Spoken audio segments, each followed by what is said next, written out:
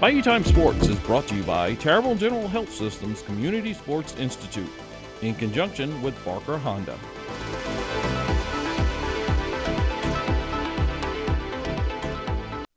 All right, welcome to a little sports action here on HTV. And really we're mixing in sports with a little community interest because, as you know, South Terrebonne High School, Ellender, two of the high schools that have been displaced, been ravaged by Hurricane Ida. And where am I going with this? Well, we'll talk about it. The coach of South Terrebonne here right now. Let's talk with baseball coach, and there he is. Let's show him. There he is, the coach himself, Mike Barba.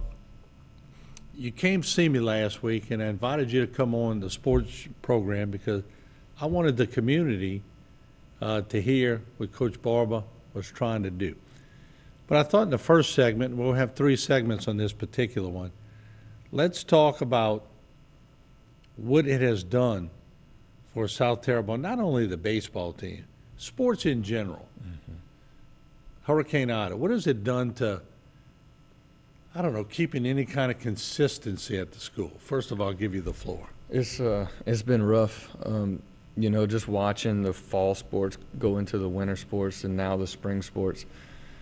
You know, I coached football this past fall, and just to watch the athletes have to kind of decide what they're going to do, whether they want to play athletics, whether they can play athletics because of our afternoon schedule right now. So it's completely flipped our world upside down, being a former athlete and trying to balance that on a regular schedule, your academics and your athletics.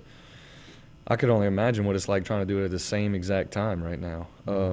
So it's been pretty tough. You got to commend the athletes that have pushed through it, but it has completely flipped our world upside down. And let me do this for the audience, because Coach Barber came and he's building a pretty good program. We covered him last year. They made it to the finals. And he's trying to build that program. And in the devastation of your field, we're going to get to some of the pictures in the second and third segment. But in building the program, y'all took some steps back. And let me just first say this. We're not blaming anyone in the school system. Hurricane Ida was a monster. Absolutely. And it came through, and it's going to take several years to get facilities back in order. That's a given. Y'all are at somebody else's campus. Ellender is at somebody else's campus. But you came to me, and through it all, I think what captured me was the spirit of what you were trying to do. You're not just sitting back and waiting for people to come and rescue South Terrebonne. You took an initiative. So when you were sitting in my office, I said, well, Coach, I want you to come on the show. Maybe somebody in the community can help with a program that you're trying to put together. And he's trying to rebuild his facility.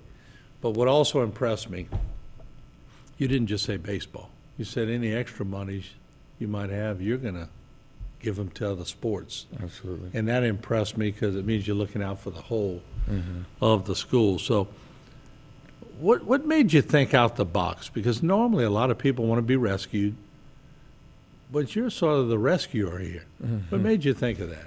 Well, I don't know if I would consider myself that far, but man, look, since I've taken over, I've always wanted to do more than just kind of put a product on the field. I always wanted to try to give back to the community in some way, and you know, I thank my longtime coach at Nichols, Seth Thibodeau, for introducing me to a cancer kind of awareness game. So in my second year, we put that on, and I've always been trying to experiment different ways to kind of give back. And this project that, you know, we're trying to go after right now and rebuild the facility is going to do exactly that. It's going to give back to the school. It's going to give back to the community. Yes, it is absolutely going to help the baseball program tremendously if we can pull this thing off. But it's going to help alleviate a lot of problems at the school itself with scheduling events, giving an alternate place with how rainy it is down here, the weather that we get consistently. And it's going to open up so many more avenues for us to help the community as well and be able to bring those guys in and kind of be that ambassador for, you know, athletics and just events that are going to be put on. We got about 2 minutes left to this first segment, but in closing this first segment, I want to mention to you that what I was most impressed about, talking to Coach Barba, is your team GPA. Y'all have made that a commitment and a goal, and that's fantastic. Absolutely. When I took over, I had no idea how to run a 4A baseball program. A very young age, a lot of people put the emphasis on the wins and losses, but we had to start from the ground up, and the word, student comes before athlete, and I wanted to make that a premium. I wanted that to be very important to the kids and something that they compete with each other with, and they do a great job with that. So our team GPA, we shoot to have a 3.0 team GPA throughout the year, and we are, even with the aftermath of Ida, we are above that 7 years in a row. So that's a great job on them. That's incredible. I think one year, you know, like 3.57. I could be wrong. Oh, yeah. That was last year. Yeah. And that's tremendous. And plus, it probably becomes a game within a game. It is. I don't want to let my teammates down on the GPA side and on the baseball field. Yep. So I better hit the books. We're going to talk a lot about that. What we'll do, I'm going to take a break right here. We're going to come back, show you a few slides. He has a great presentation. Anyone in the community who may see fit, could be a South Terrebonne graduate, could be a graduate of any school. I think what he's trying to do is very nice, very courageous, and he's come out front to try to do it. We talked about various things. Let me let you walk us through it and sort of sell the public on it. Maybe somebody out there can help. Yeah, I'll give it my best shot and see if we can get somebody willing to help us out, move forward. All right, let's start off. We'll go with the first slide if we can, and then we'll let Coach take it from there. Yeah, this is our project that we're going to work on here called Returning Home. As many people know, we're displaced. We can't even, get in our building right now. So, as we move forward, we're going to do our best to return to some type of normalcy. Yeah. A little bit about us for anybody that may not know is we want to build a program that makes a better citizen, it makes a better, obviously a better player, and all that because they were a part of our program. We want to try to, not to, knock on any other program around this area, but we want to separate ourselves from even some of the best in the state. We want to try to keep growing. We want to have a growth mindset in everything we do. And I think about Coach Albert in girls softball and Margaret Johnson, Coach Johnson in girls softball at Vanderbilt.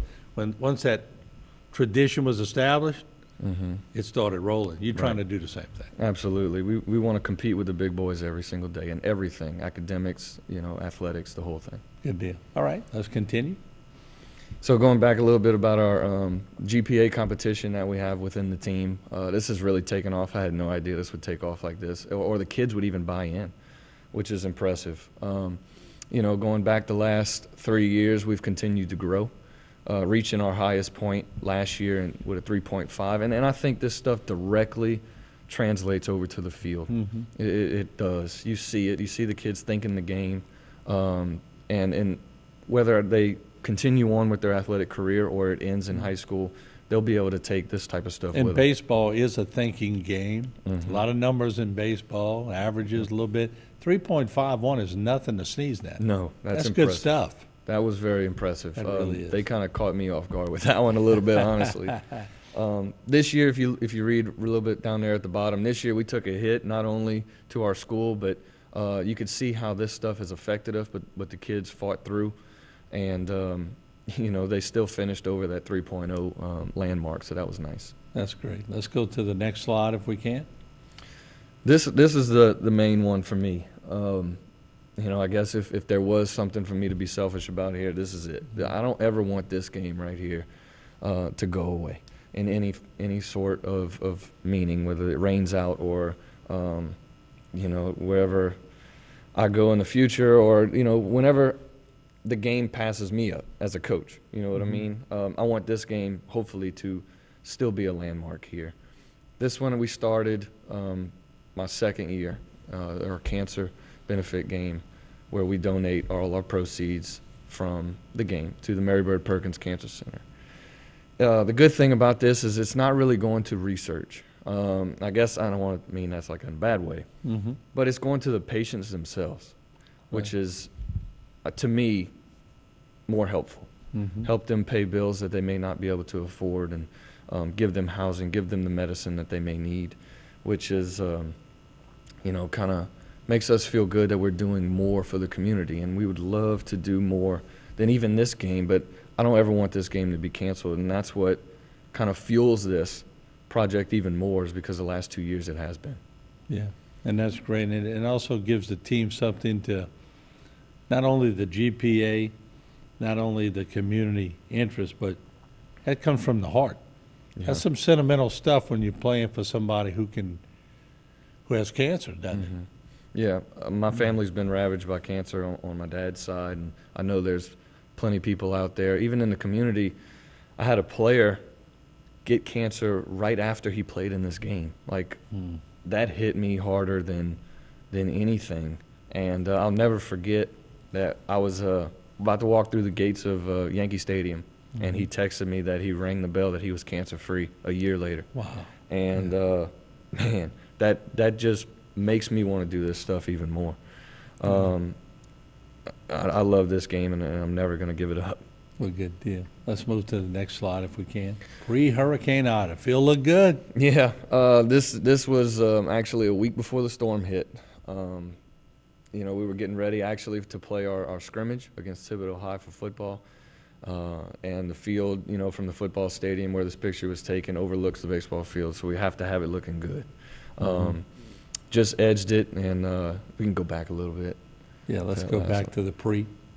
Yeah, so, we just edged it. We just got it looking good, pressure wash, everything that we could do. And this is my home, I don't want to take anything else away, because I know Hurricane Ida ravaged a lot of people's places, but this is my home. Let's do it. We'll hold the post-Hurricane Ida graphic. We'll take a short break. We're going to come back, and we're going to talk more about what Coach Barba is trying to do. Once again, you've seen us bring coaches on from all schools, and they're always trying to better their schools. But when we bring on a coach from South Terrebonne, or whatever school it is, doesn't mean we just want people from South Terrebonne to help out. It's a community deal.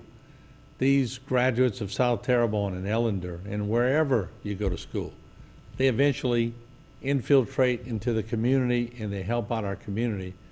So we all have to try to help them along the way. We left you with a pre-Ida picture.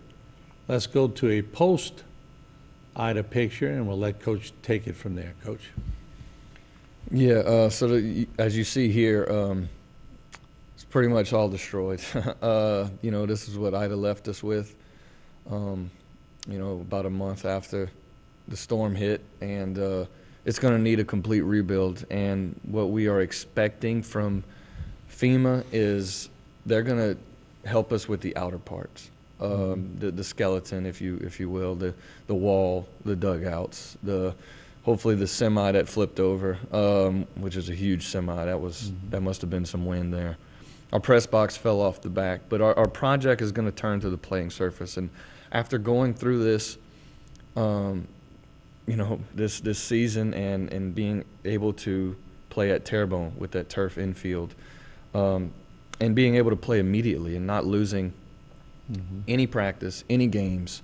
We just talked about our Mary Bird Perkins strikeout cancer game, and it rained all day on Saturday morning, and we were able to play that game at night, right, which is impressive. Schools all over the place in Louisiana are going to turf. High school, college, they're going to the infield turf. And I saw these visuals after I got back from Hurricane Ida and saw what it left us, and I just thought to myself, it's time to take a stand against Mother Nature, And let's roll through some other slides, because I want to make sure we get it in. If we can advance that one, there you go. So this is the project called No Place Like Home. We are going after this aggressively, and we have gotten some major support from some organizations in Houma, some great organizations, to get this project rolling. And obviously we're going to try to do the whole thing. We're going to try to turf the whole thing. That is going to open up more avenues for us to be able to give back to the community, to give back to more events at South Terrebonne, to be able to alleviate practice time for kids at South Terrebonne, to be able to use the outfield, to be able to use the infield, wherever they need to go to stay dry with how wet it can be around here. The community is going to be able to use this field just like they try to do with our softball fields that are now gone in the front. We had some rec and travel ball teams that tried to use that. Well, with us not being in the building, those fields have to go. So they need a place to practice and to do things. So we're going to shoot here for the moon and see if we can land in the stars. 1.2 is a complete field. That's a Outfield, complete infield, field. It's everything. just like a football field. It's about as big as a football field from foul pole to foul pole. So it basically gives us 2 football fields on campus. You know, I'm completely aware that there's a lot of places that don't have one football field, but we're going to look out for all those places as well if we can. If we can, you know, the football schedule for the football field is loaded with, you know, teams playing on it all the time. So that often kicks some of our programs at South Terrebonne to another place. This can be that other place. And then 400,000 if you don't quite make the goal, you got a fallback plan. Absolutely, absolutely. Look, if we don't get to the 1.2 and we are lucky enough to get 400,000 or more, we're going to install the turf infield and we're going to donate the rest to athletics at South Terrebonne. Okay, very good. So we're going to help out there too. Got about 2 minutes left. Let's advance the slide if we can.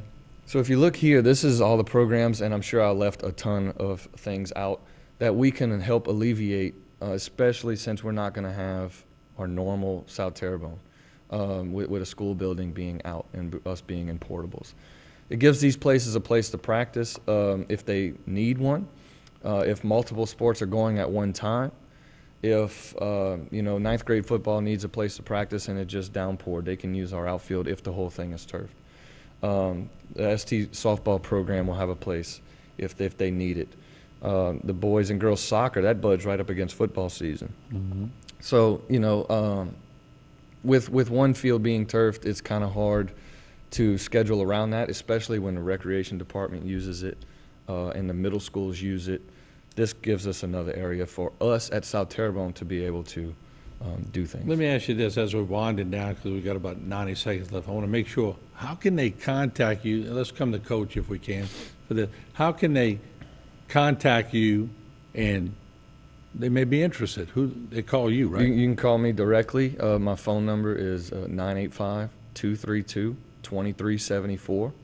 And my email address is mbarba, so MBARBA, at gmail.com. And hopefully, let me just make a little applause for you out there in the public. If you can, let's get with Coach Barba. Let's help out. Doesn't matter what amount. It all adds up. And trust me, he's trying to do a good thing. He came. I love the GPA on this program. Those kids are working real hard to get those GPAs and keep them up, and that's fantastic. So if you got a little extra funds and you want to help Coach Barber out, give him a call. Give me the number real quick again. 985-232-2374. There you go. Help Coach Barber out. We'll take a short break. We'll be back with a lot more here on Bayou Time. Don't go away.